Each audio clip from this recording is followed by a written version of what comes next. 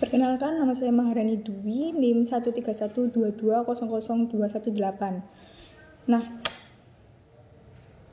di sini saya akan menjelaskan mengenai pendapat mengenai putusan pelanggaran anggota Polri menduduki jabatan sipil.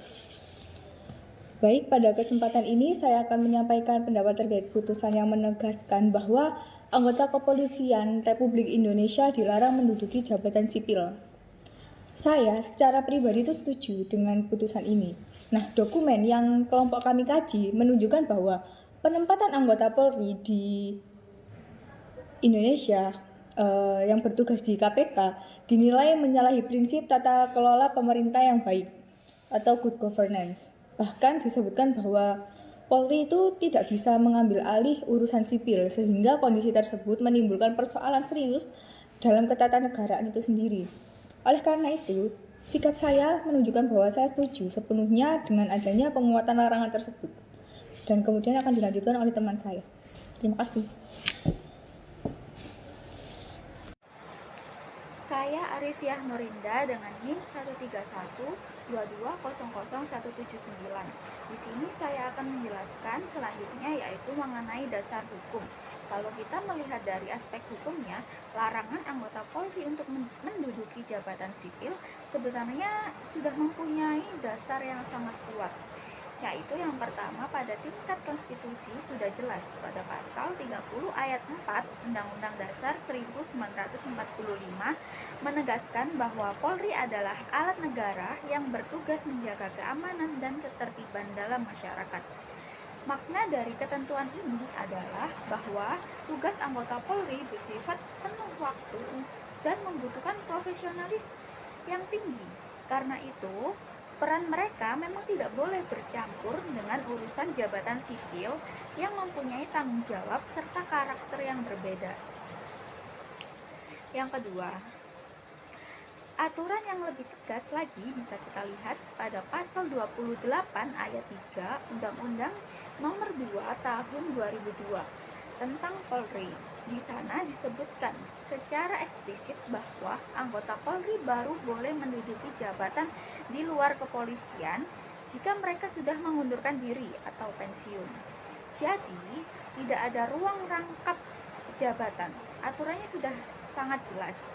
Seseorang tidak bisa sekaligus menjadi aparat penegak hukum dan pejabat sipil. Ini membuat untuk menghindari benturan kepentingan dan memastikan fungsi Polri tetap fokus pada keamanan. Selain itu, dalam diskusi akademik maupun dokumen resmi juga dijelaskan bahwa praktik menempatkan anggota Polri pada jabatan sipil justru mengacaukan praktik ketatanegaraan. Mengapa hal itu bisa terjadi? Karena hal itu menggabungkan batas antara lembaga yang menjalankan fungsi keamanan dengan lembaga yang menjalankan fungsi pemerintahan sipil. Secara teori maupun praktik, pemisahan ini penting untuk menjaga profesionalitas, netralitas, dan akuntabilitas. Jadi, kalau dilihat keseluruhan, larangan rangkap jabatan ini bukan sekedar aturan formal, tetapi memang sudah sesuai dengan prinsip-prinsip hukum positif dan tata negara yang baik. Larangan ini dibuat untuk menjaga agar fungsi Polri tetap murni, tidak tumpang tindih, dan tidak berpotensi menimbulkan penyalahgunaan kewenangan. Perkenalkan, nama saya Feroksana Chandra dengan NIM 13122000038. Dari perspektif akademik dan teori ketatanegaraan, larangan ini justru semakin relevan untuk dipertahankan. Kenapa begitu? Karena dalam prinsip civil supremacy, urusan pemerintahan yang bersifat sipil harus dikelola oleh lembaga yang netral. Artinya, lembaga tersebut tidak boleh berada di bawah rantai komando militer maupun kepolisian. Prinsip ini juga penting untuk memastikan bahwa kebijakan sipil tidak dipengaruhi oleh kepentingan institusi keamanan. Ketika anggota Polri yang masih aktif ditempatkan pada jabatan sipil, ada beberapa risiko yang langsung muncul. Yang pertama, tumpang tindih kewenangan. Aparat yang berada dalam struktur komando kepolisian bisa membawa cara kerja dan prioritas institusinya ke dalam jabatan sipil, sehingga batas kewenangan bisa menjadi kabur. Kedua, potensi konflik kepentingan. Karena statusnya masih sebagai anggota Polri, ia tetap terikat kepada kepentingan organisasi kepolisian, sehingga sulit untuk memastikan bahwa keputusan-keputusan yang diambil benar-benar murni untuk kepentingan publik. Dan yang ketiga, ada dominasi aparat keamanan dalam lembaga yang seharusnya independen. Lembaga sipil idealnya bebas dari tekanan atau pengaruh institusi keamanan agar proses administratif dan kebijakannya tetap objektif, transparan, dan akuntabel. Bahkan, dalam dokumen resmi pun ditegaskan secara eksplisit bahwa Polri tidak boleh mengambil alih atau mencampuri urusan sipil. Penegasan ini selaras dengan semangat reformasi 1998 yang secara tegas memisahkan fungsi TNI dan Polri dari birokrasi sipil, demi menciptakan pemerintah yang demokratis dan menghargai batas-batas kewenangan institusional. Halo guys, Assalamualaikum warahmatullahi wabarakatuh.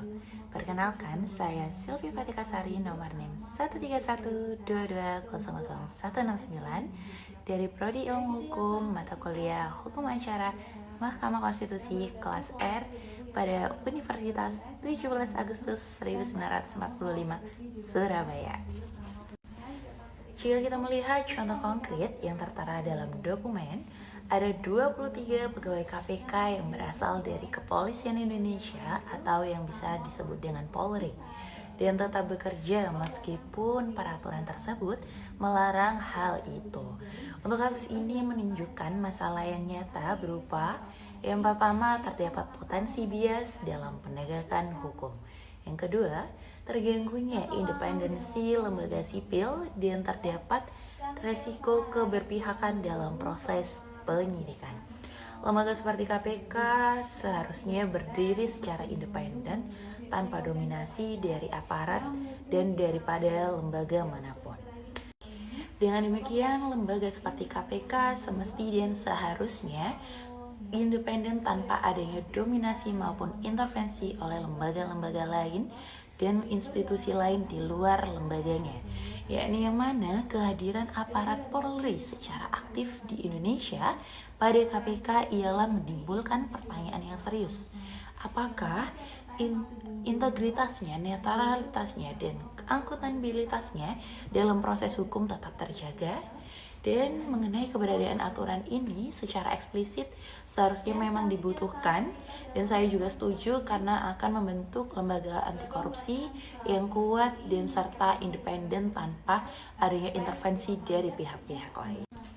Hal ini menyatakan bahwasanya Kepolisian Indonesia atau Polri ialah aktif berada di dalam lembaga tersebut, yang mana akhirnya muncul pertanyaan mengenai tentang netralitas dan akuntabilitas. Karena itu, menurut kelompok saya, putusan yang menegaskan pelarangan ini secara eksplisit itu sangat diperlukan untuk menjaga integritas lembaga negara dengan sesuai fungsinya. Perkenalkan, nama saya Fredri Utami dengan NIM 131220001. Sebagai penutup, kami ingin kembali menegaskan posisi kelompok kami mengenai putusan yang melarang anggota Polri menduduki jabatan sipil. Setelah memperhatikan landasan hukum, pertimbangan akademik, serta praktik kasus yang terjadi, kelompok kami sepakat bahwa larangan ini merupakan langkah yang benar. Larangan tersebut penting untuk menjaga profesionalisme Polri sekaligus memastikan bahwa lembaga-lembaga sipil tetap bekerja secara independen, tanpa pengaruh dari aparat keamanan. Dengan pembatasan yang jelas, potensi konflik kewenangan dapat diminimalkan, dan proses pemerintahan dapat berlangsung lebih transparan serta akuntabel. Kelompok kami juga menilai bahwa putusan ini mendukung prinsip dasar demokrasi, yaitu bahwa urusan sipil harus berada dalam pengawasan sipil, bukan dalam struktur komando kepolisian. Karena itu, dari sisi hukum maupun dari sisi tata negara, kebijakan ini memiliki nilai penting untuk masa depan pemerintahan yang baik di Indonesia. Demikian yang dapat kelompok kami sampaikan. Terima kasih atas perhatiannya. Wassalamualaikum warahmatullahi wabarakatuh.